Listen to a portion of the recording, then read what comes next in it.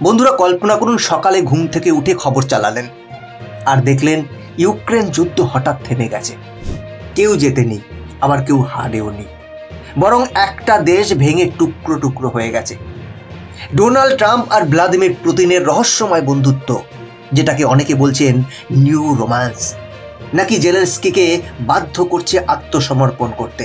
প্রশ্ন হলো, ট্রাম্প কি সত্যিই জেলেনস্কিকে বলির পাঠা বানাচ্ছেন? আর এর ফলে ইন্ডিয়ার জন্য কি অপেক্ষা করছে? কেন মার্কিন রাশিয়ার ঘনিষ্ঠতা ইউক্রেন আর ইউরোপের জন্য এতটা উদ্বেগজনক? ট্রাম্প জেলেনস্কি বৈঠকে আসলে কি ঘটেছিল? ট্রাম্প কি ইউরোপের কথা শুনবেন, নাকি শুধু পুতিনের সাথে হাত মেলাবেন? এখান থেকে মার্কিন রাশিয়া সম্পর্ক কোন দিকে যাচ্ছে? এই সংকটে ভারতের অবস্থানই বা কি? আর সবচেয়ে বড় প্রশ্ন, পুতিন কি ট্রাম্পকে চাপ দিয়ে ইন্ডিয়াকে শুল্ক মুক্তি দিতে বাধ্য করতে পারবেন? বন্ধুরা, আজকের এই ভিডিওতে এই সমস্ত প্রশ্নের উত্তর একে একে উঠে আসবে। খুবই ইন্টারেস্টিং একটি ভিডিও হতে চলেছে। আমি আশা করব ভিডিওটা সম্পূর্ণটা দেখুন। তবে এগিয়ে যাওয়ার আগে ভিডিওটি লাইক করুন এবং চ্যানেলটিকে সাবস্ক্রাইব করে বেল আইকনটি অন করে রাখুন, কারণ এটা আপনার জন্য মাত্র 1 সেকেন্ডের কাজ, কিন্তু এতে আমাদের অনেকটা হেল্প হয়। নমস্কার, আমি গৌতম আছি আপনাদের সাথে। তাহলে চলুন দেরি না করে ভিডিওটি শুরু করা যাক। বন্ধুরা, এখন আসল খেলাটা শুরু হচ্ছে। ভাবুন তো, যদি হঠাৎ একদিন আমেরিকা আর রাশিয়া হাত মিলিয়ে ফেলে, তখন কি হবে? বন্ধুরা, এর ফলে সবচেয়ে বড় ধাক্কা খাবে ইউক্রেন আর ইউরোপ।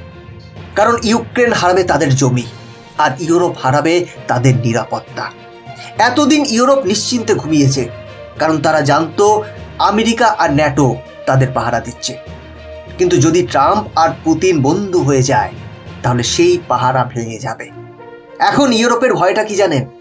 অনেক পত্রিকা লিখছে this is 1938 all over again.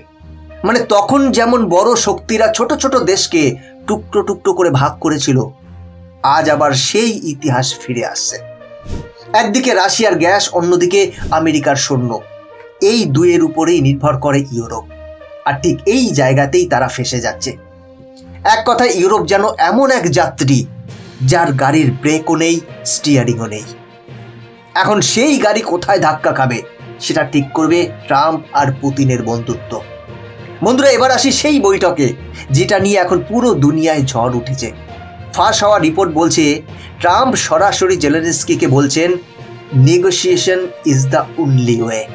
মানে স্পষ্ট, যুদ্ধ বন্ধ করতে চাইলে ইউক্রেন আর রাশিয়াকে কিছু জমি ছেড়ে দিতে হবে। কিন্তু এখানেই আসল খেলা শুরু হয়। ট্রাম্প শুধু কথা বলেননি, তিনি নাকি এক ধরনের ডাবল ডিল সাজিয়েছেন। তিনি জেলেনস্কিকে প্রতিশ্রুতি দিয়েছেন রিকনস্ট্রাকশন ফান্ড, অর্থাৎ ধ্বংস হয়ে যাওয়া শহরগুলো আবার বানানোর টাকা। কিন্তু সেই টাকার সাথেই আছে শর্ত, যে টাকা নেবেন সেই টাকার সাথে সাথে হারাবেন স্বাধীনতার একটা বড় অংশ। এবার বলুন, এটা কি আসলেই সাহায্য, নাকি চাপের মুখে ফোর্স ডিল? আর এখানেই জেলেনস্কির সবচেয়ে বড় বাঁক, কারণ আজ তিনি রাষ্ট্রপতি হলেও এই বৈঠকের টেবিলে তার শক্তি খুবই কম। যে টেবিলের এক পাশে বসে আছেন পুতিন আর অন্য পাশে ট্রাম্প।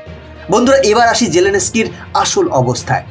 ভাবুন তো, একটা দেশ যুদ্ধ করে, রক্ত ঝরায়, কিন্তু শেষে সেই হয়ে যায় বলির পাঠা। আজ ইউক্রেন ঠিক সেই অবস্থায় দাঁড়িয়ে আছে।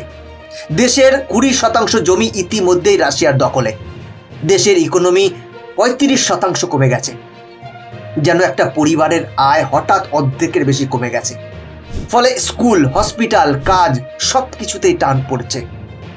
আর সবচেয়ে দুঃখের কথা, 80 লক্ষ মানুষ দেশ ছেড়ে পালাতে বাধ্য হয়েছে। ভাবুন একবার, একটা শহরের সবাই হঠাৎ ব্যাগ গুছিয়ে চলে যাচ্ছে, কারণ বাড়িতে থাকা মানেই মৃত্যু। কিন্তু এটাই শেষ নয়। ওয়াশিংটনে একসময় জেলেনস্কিকে বলা হতো হিরো, স্বাধীনতার প্রতীক। কিন্তু আজ সেই সুর বদলে গেছে। এখন তাকে দেখা হচ্ছে এক ধরনের লাইবিলিটি, মানে বোঝা হিসেবে। প্রশ্নটা বড় সহজ, যখন বড় বড় শক্তি একে অপরের সাথে হাত মেলাচ্ছে, তখন জেলেনস্কির আসনটা কি সত্যি ধীরে ধীরে ফেসে যাচ্ছে? এখন আসল ধাঁধা হয়ে দাঁড়িয়েছে, ট্রাম্প কি ইউরোপের কথা শুনবেন? আসুন জেনে নিই। ইউরোপের ইচ্ছা খুব স্পষ্ট। তাদের কথা হলো যুদ্ধ চালিয়ে যাও, রাশিয়া যত দুর্বল হবে আমাদের তত নিরাপত্তা বাড়বে। কিন্তু ট্রাম্পের মাথায় একেবারেই অন্য হিসেব। তার মন্ত্র হলো আমেরিকা ফার্স্ট। এর মানে আমেরিকার স্বার্থ আগে, বাকি দুনিয়ার কথা পরে। ট্রাম্প আগেও ন্যাটোকে বলেছিলেন অবসোলেট, মানে পুরনো আর কাজে লাগে না। তাই অনেকেই মনে করছেন যে ট্রাম্প ইউরোপের আবদার মানবে না, বরং তিনি সরাসরি পুতিনের সাথে ডিল করবেন। এক কথায় বললে, যেখানে ইউরোপ চাইছে যুদ্ধ আরো বাড়ুক, সেখানে ট্রাম্প চাইছেন যুদ্ধ দ্রুত মিটে যাক। কিন্তু বন্ধুরা, প্রশ্ন হলো, ট্রাম্প যদি শুধু আমেরিকার লাভ দেখে চলেন, তাহলে ইউরোপ কি একা হয়ে পড়বে না? বন্ধুরা, এবার আসল কষ্টের জায়গায় আসি। এই যুদ্ধ থেমে গেলেও ইউক্রেনের ক্ষতি হবে সবচেয়ে বেশি। প্রথম বড় ক্ষতি ক্রিমিয়া। এই জায়গাটা একেবারেই রাশিয়ার হাতে চলে গেছে, এটা ফিরে পাওয়ার সম্ভাবনা প্রায় নেই। এরপর দ্বিতীয় বড় ক্ষতি ডোনেটস্ক আর লুহানস্ক। এই দুই অঞ্চল রাশিয়ার সাথে মিশে যেতে পারে। এর মানে ইউক্রেনের মানচিত্র থেকে আরো টুকরো বাদ পড়বে। তারপর তৃতীয় ক্ষতি জেলেনস্কির চেয়ার। এত চাপ, এত দুঃখের মাঝে তিনি হয়তো প্রেসিডেন্ট পদ হারাতে পারেন। কারণ দেশের মানুষ যখন প্রশ্ন করবে, আমরা এত কিছু হারালাম, এর জন্য দায়ী কে? আর চতুর্থ ক্ষতি অর্থনীতি। যুদ্ধ শেষে ইউক্রেনকে প্রায় $750 বিলিয়ন রিকনস্ট্রাকশনের জন্য লাগবে। এমন বোঝা বহন করা যে কোনো দেশের জন্য দুঃস্বপ্ন। অর্থাৎ যুদ্ধ থামলেও ইউক্রেন শান্তি পাবে না, কারণ তারা জমি হারাবে, অর্থনীতি হারাবে, আর হয়তো নেতা হারাবে। বন্ধুরা, এখন আসি আসল কৌতূহলের জায়গায়। এই সব ঘটনার পর মার্কিন রাশিয়া সম্পর্ক কোন দিকে যাবে?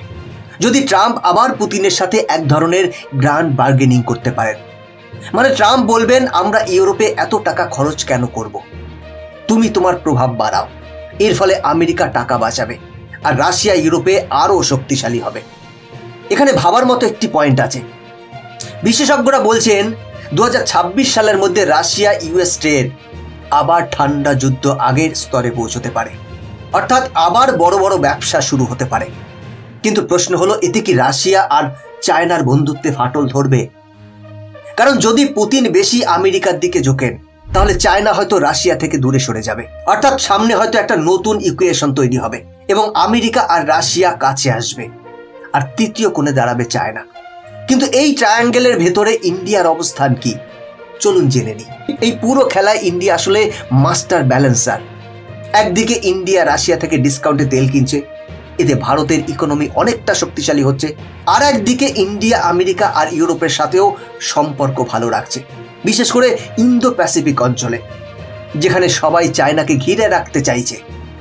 মানে সহজ ভাষায়, ইন্ডিয়া একই সাথে দুই দিক সামলাচ্ছে, রাশিয়ার থেকেও লাভ নিচ্ছে, আবার ওয়েস্টের সাথেও জোট করছে।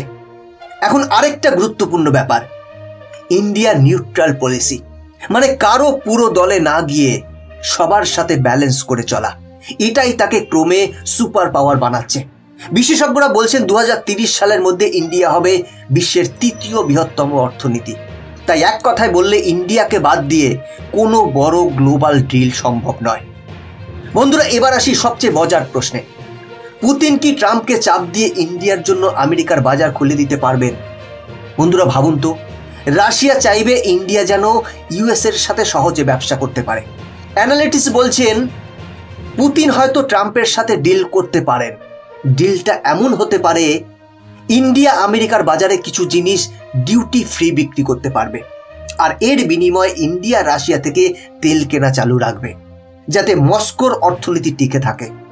এতে ইন্ডিয়ার ডাবল লাভ হবে। একদিকে রাশিয়া থেকে সস্তায় তেল কিনবে, অন্যদিকে ইউএস থেকে ফ্রি মার্কেট অ্যাক্সেস পাবে। মানে সহজ কথায়, ইন্ডিয়া ক্রমে বিশ্বের সবচেয়ে বড় স্ট্র্যাটেজিক পাইভট হয়ে উঠবে। সবাই ইন্ডিয়াকে কাছে পেতে চাইবে।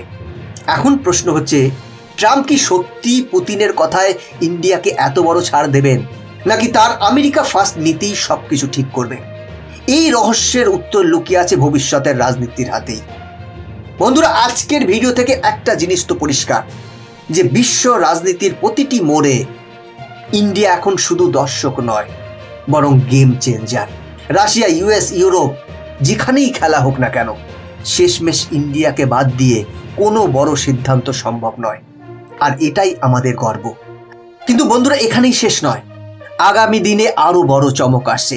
কারণ শোনা যাচ্ছে ইন্ডিয়া হয়তো রাশিয়া আর ইরানের সাথে নতুন রুট বানিয়ে আমেরিকার শুল্ক এড়িয়ে সরাসরি মার্কিন বাজারে ঢুকবে। যদি আপনারা চান আমি এই টপিকেই পরের ভিডিও বানাই, রাশিয়া ইরান দিয়ে বাইপাস, আমেরিকার শুল্ক এড়িয়ে কিভাবে ভারতীয় পণ্য মার্কিন বাজারে ঢুকবে, তাহলে কমেন্ট করে জানান আপনারা এই ভিডিওটি দেখতে চান। আমি এই টপিকে একটি ভিডিও বানিয়ে দেবো। বন্ধুরা, আজকের ভিডিও এখানে শেষ করছি। এরকমই ইনফরমেটিভ ভিডিও দেখার জন্য চ্যানেলটিকে সাবস্ক্রাইব করে বেল আইকনটি প্রেস করে রাখুন। দেখা হচ্ছে পরবর্তী ভিডিওতে। ভালো থাকবেন, সাথে থাকবেন। জয় হিন্দ।